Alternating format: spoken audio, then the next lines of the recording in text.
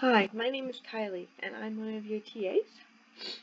So I'm going to be going through problem 4.24.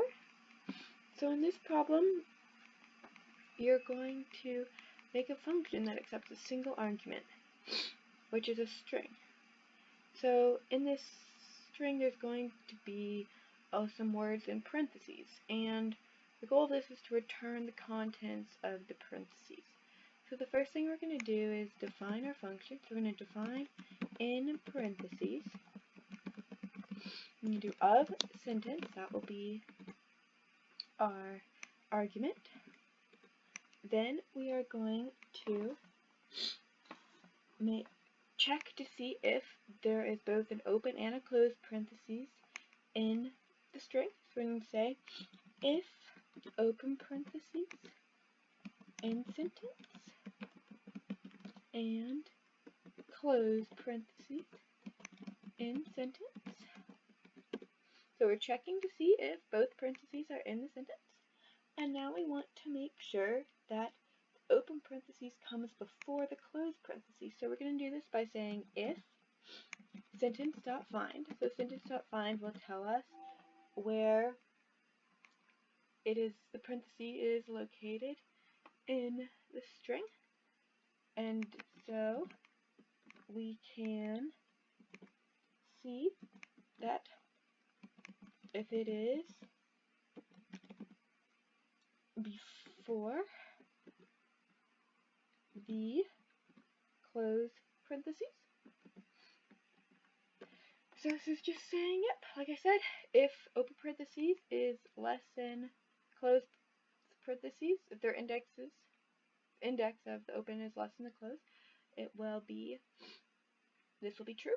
So it'll move on to the next step, which will be our return statement. So we're going to do return sentence of sentence dot find of our open parentheses to sentence dot find of our close parentheses. And so this is just saying that we're going to go from the index of the beginning parentheses to the index of the last of the closing parentheses. And so I'm going to move all the way back out because we want to return a empty if it doesn't return the sentence. So if those things aren't true, it's then going to return an empty parentheses. So we're going to run that.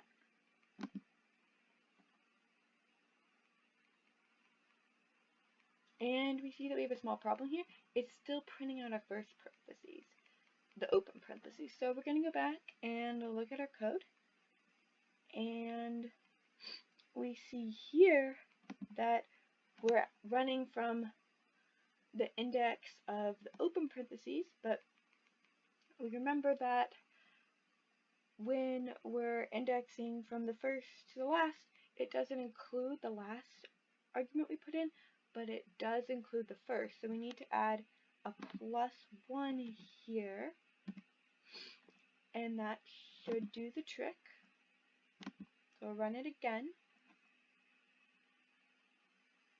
And here we go. We can see that it is now working correctly. So we'll submit it just to make sure it is accounting for any edge cases there might be. Because sometimes when you run your code and it checks out with the original examples, it doesn't work with some of the edge cases we put in, but it does. So it is all good. And now we're going to go back and try another way. So this time we're going to do it using error handling. So first step is just still define the function, so we'll just leave that there. And then we're going to use a try statement. So we'll write try, and then we'll go down and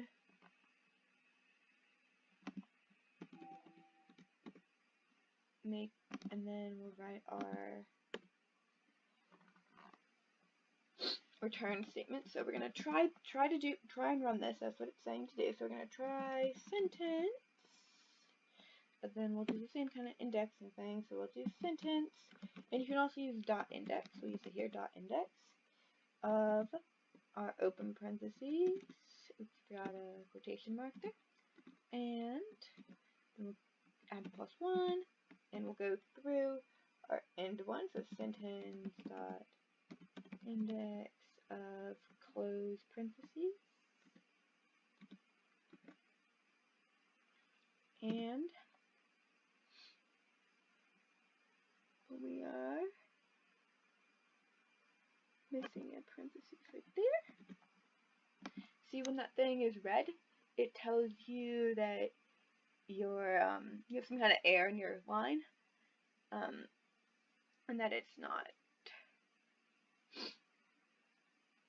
complete, or that it's like being included in like a string or something like that. So then we'll drop down, and because it goes back to its original spot, we know that that line, it should be fine in terms of syntax. Here to go, except value error. So we're going to do our except, but we only want to use for it to accept for the value error, because that's the error that would come up if we tried to run this and it didn't work, right? So, and like we didn't have the correct parentheses and whatnot.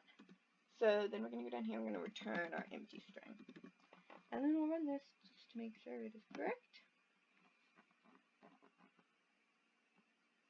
And seems to be all good.